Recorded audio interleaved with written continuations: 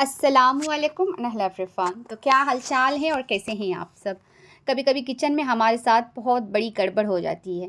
तो जब भी कोई गड़बड़ हो जाती है तो हमें इससे डरना नहीं है, बस उससे डट के सामना करना है। क्योंकि आज मेरे साथ भी कुछ ऐसा ही हो रहा था। मैं बना रही थी कुछ और ये बना कुछ, लेकिन जो भी बना इतनी मज़े का बना। वो कहते हैं ना, जो हम चाहते हैं वो कभी होता नहीं, लेकिन हमारे लिए अल्लाह ने कभी कभी कुछ उससे भी अच्छा रखा रहता है। आज मेरे साथ कुछ ऐसा ही हुआ है। तो चलिए रेसिपी को पहले स्टार्ट करते हैं और मैं क्या बना रही थी आपको बताती हूँ। तो यहाँ पे हमें 1 वाटी मैदा लेना है। तो जो नॉर्मल स्टील की वाटी रहती है उसी से मैंने 1 वाटी मैदा ली हूँ। और 3 चम्मच हमें इसमें कोको पाउडर ऐड करना है। और इसी चम्मच से हमें 1 चम्मच बेकिंग पाउडर ऐड करना है। बेकिंग सोडे का हम यूज़ नहीं करेंगे, बस बेकिंग पाउडर इसमें ऐड करेंगे। और 1 वाटी मैदे के लिए 1 चम्मच हम यहाँ पे बेकिंग पाउडर ऐड करना है। नॉर्मल आप कभी केक बना रहे हैं तो यही मेजरमेंट आपको रखना है। तो चलिए अब इसे अच्छे से मिक्स करेंगे और इसे साइड में रखेंगे।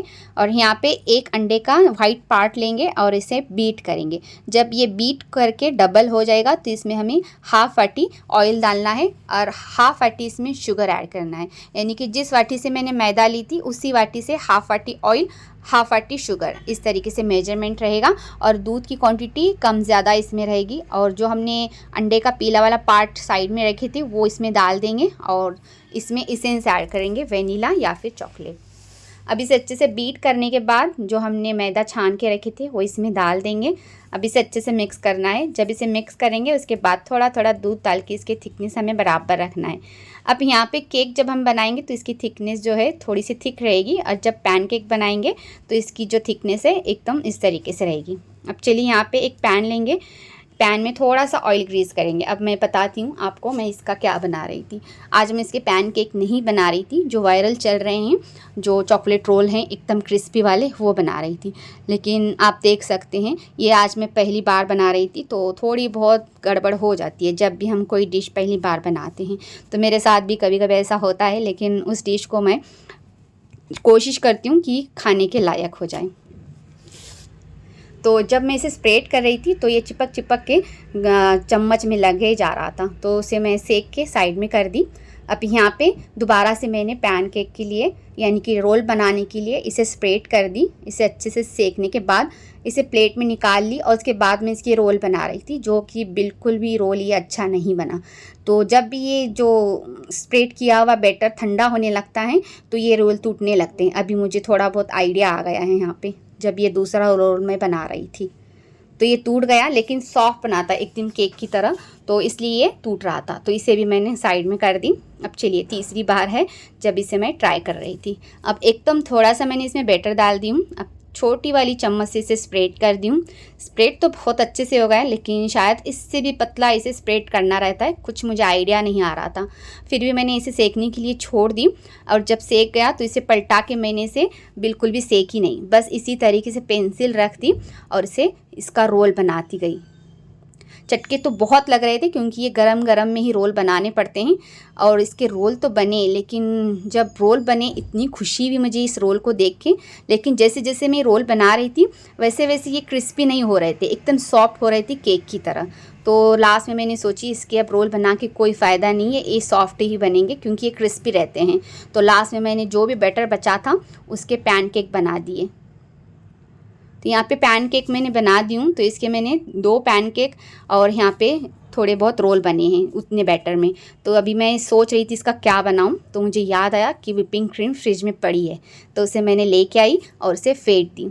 और जब इसे फेंटने लगी थी तब मैंने चॉकलेट भी मेल्ट होने के लिए रखी थी, थोड़ा सा दूध डाल के। एक तरफ मैं चॉकलेट मेल्ट कर रही थी और एक तरफ ये जो व्हिपिंग क्रीम है उसे फेंट रही थी। अब जब ये फेंट जाएगी, अच्छे से डबल हो जाएगी व्हिपिंग क्रीम, तो इसे फ्रिज में रख देंगे थोड़ी देर के लिए। और यहाँ पे जो हमने रोल बनाए थे केक के, उसे इस तरीके से मैंने कटिंग करके साइड में कर दी। अब यहाँ पे एक बाउल लेंगे और इसमें एक पैन केक रख देंगे। अब यहाँ पे चॉकलेट जो मेल्ट करके रखे थे वो लेंगे और इसमें थोड़ा सा दूध डाल के इसका एकदम पतला बैटर बनाएंगे और पैन केक में ये बैटर डाल देंगे।